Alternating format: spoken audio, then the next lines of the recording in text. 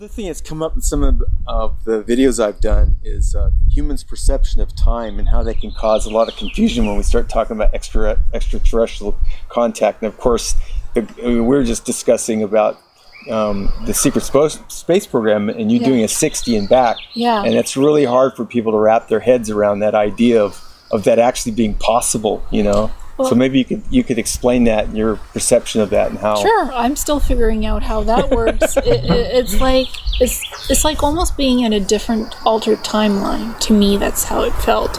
Because most of the time I wasn't on Earth. I was out in space. Mm-hmm. I was on different ships. I was on Mars. I wasn't on Earth. That's for sure. The concept, it really is working with this technology to regress you back. It's altering the current time frame, the past time frame, and even the future time frame. So it's like working with 3 different timelines to get it all aligned, to send you backwards. So you've done your 60, right?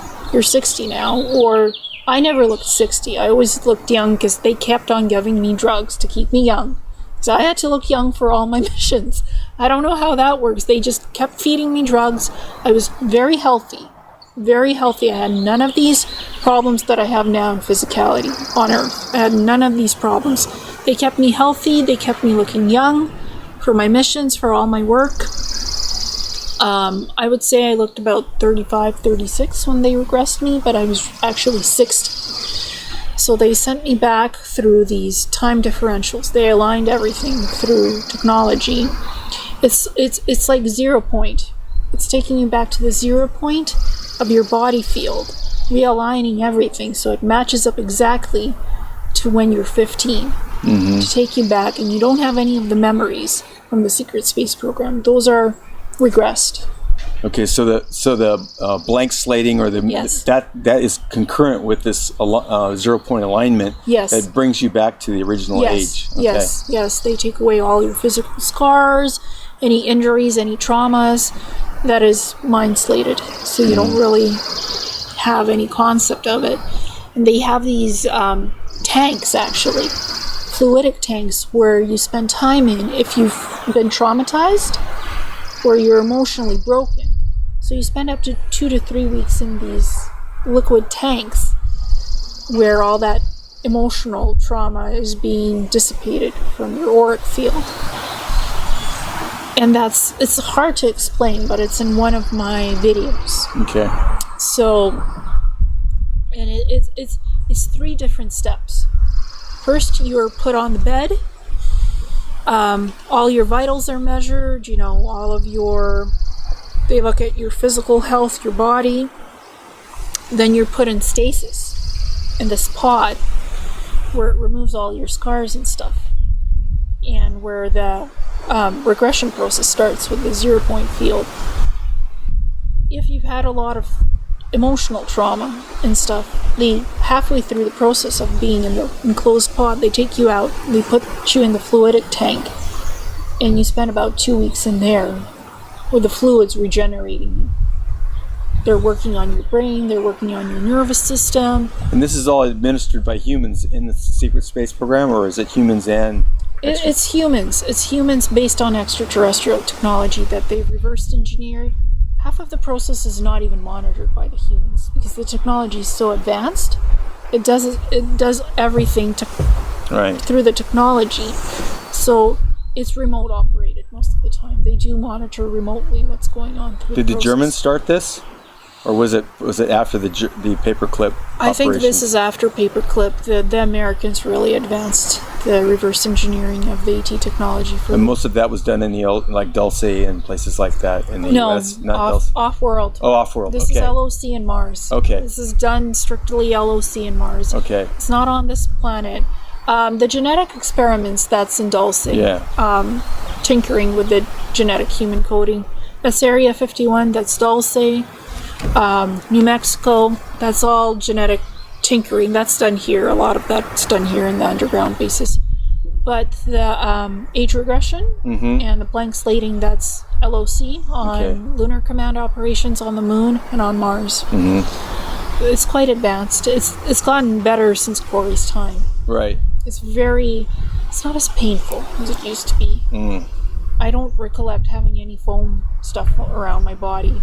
It's just me on a bed with this monitoring equipment around me, around my head. Basic monitoring equipment like a visor, and then a deep scan of my body tissues and everything, and off I went from the bed into the pod, put in sleeping, like in stasis mode, like sleep mode. So you can't really look around and see what's happening around you. You're asleep. But you're aware on, if you're a deep empath, if you're a good empath, you're aware on the subconscious level of what's going on. You still have the memory of that. Even the blank slating couldn't wipe that out completely. So with the changes that we're seeing right now, which are pretty big changes, I mean, like the cabal's kind of losing control. What do you see happening in the secret space program? I mean, what kind of changes are happening there as it might relate to your experiences or someone else? Well, I think that what the secret space program is doing a lot of negotiating with the Earth Alliance right now, because they have to coordinate everything for disclosure to happen. We can't have chaos when disclosure happens. We can't have people running around rioting and being all confused about what's going on. So the SSP is preparing a narrative for disclosure, how they're going to disclose. What I think they'll do is take over the satellites, mass media satellites, and do a full-out disclosure event. It's going to be aired on your cell phones, on your TVs, on your tablets, everywhere. They're going to do a mass event. That's what I think they'll do. I've been hearing rumblings of this. It's going to be a mass announcement of some sort. Like a reset. Well, not necessarily a reset, just an announcement about disclosure. Okay. Mostly media related, not banking. Not banking, I don't think. It's going to be a media event about UFOs exist. All this technology exists. SSPs exist. Including free energy devices? Yeah, I think so, because it's coming all to a head, reaching this junction. Because that has quite an influence on the monetary system. Yes, it does, and I'm sure the monetary system is going to maybe go to a halt. It's going to grind to a stop. I think 80% of me, like the energies I'm reading, I'm still reading 80% possibility of economic collapse. In the beginning of this year, like mid-year, felt like more like 40 to 60% of it. Now it's back to 80. It's fluctuating back from 60 to 80. Because the economic system is screwed up. It's screwed up. They're printing money. They're not supposed to be printing it, but they're printing. It's going to come down to a halt and crash. It has to, because we need change of some sort. Right. So it's really, at this point, anything can happen. Right. I can theorize and read the energies.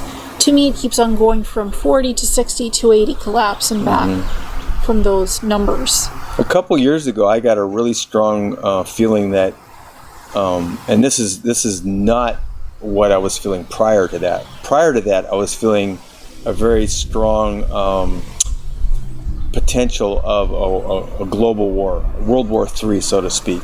You know, along the lines of something like World War II, only probably much worse, involving more countries.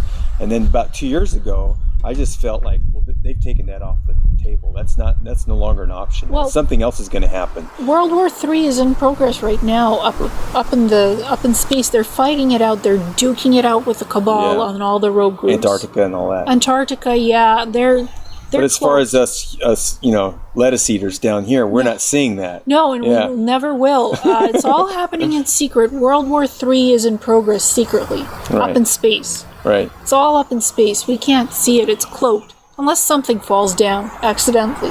Yeah. Which apparently that's happened, and they've been able to cover it up. Yes, they have. Yes, they have. But it's World War III is quietly being done in space. Yeah. It's just not from our perception. We don't see it that way. No, and we wouldn't. They don't want this happening on the planet. Right. Because if you see all these starships decloaking and fighting each other with lasers, it's like Star Wars. Yeah. Oh my God, this is real.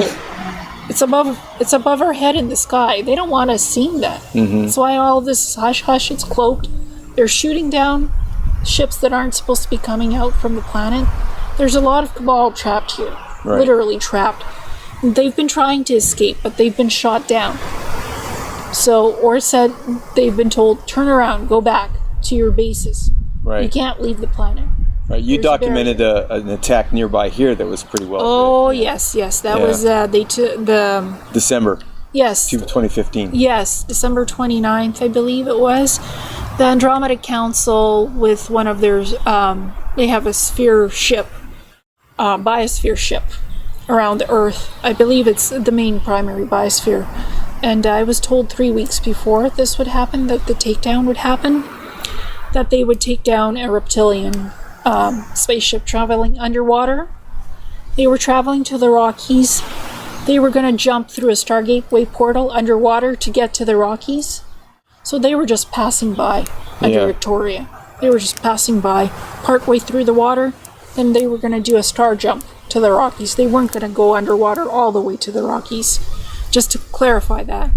The Andromeda Council biosphere ship sent out a laser beam. The first beam was to disable them.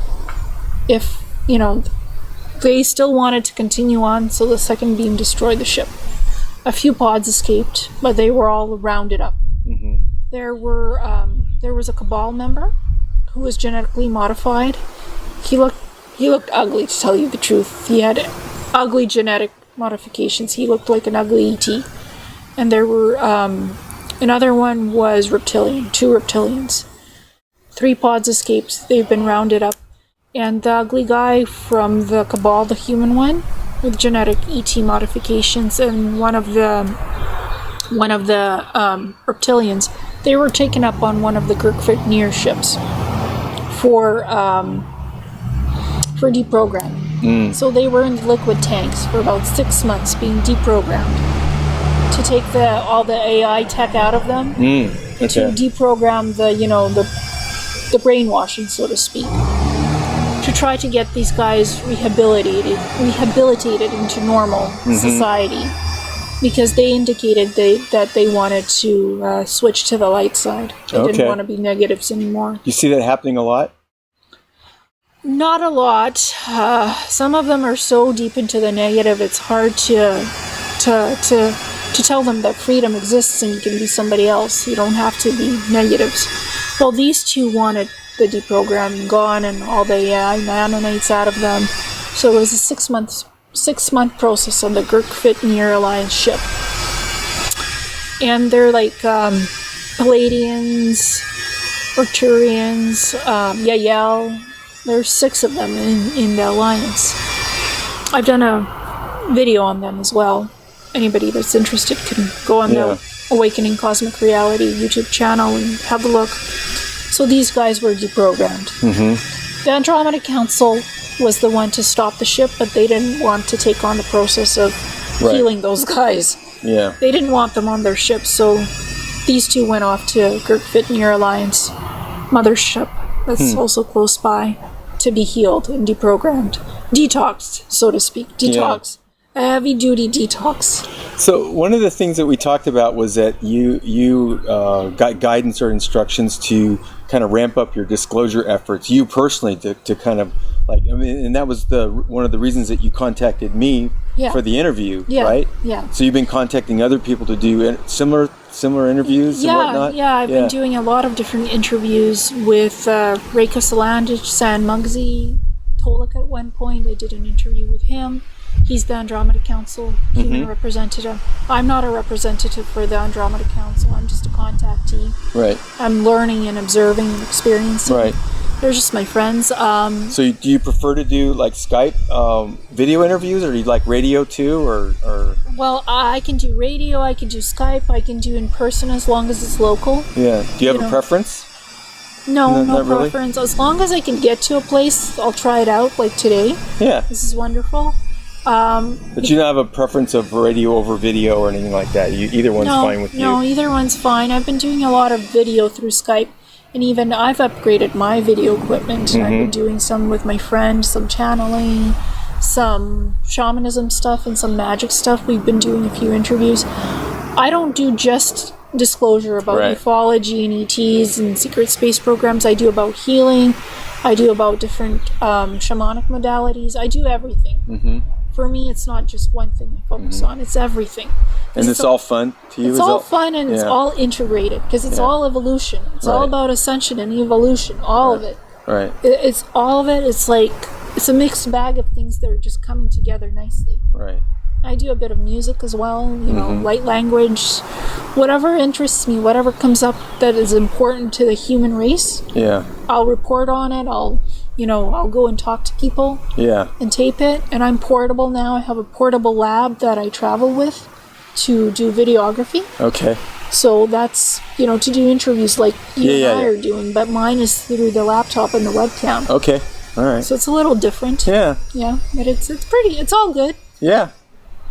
Well, I really appreciate you doing this. This is great. Yeah. So this will be one of the few interviews of Ileana in person. Yeah. Yeah. With the interviewer, and we don't have to be in like two separate parts of the world doing this. Yeah, it's very organic in the garden. You're out in fresh nature. It's being out in nature. Yeah. This is a great interview. Do you have any questions for me?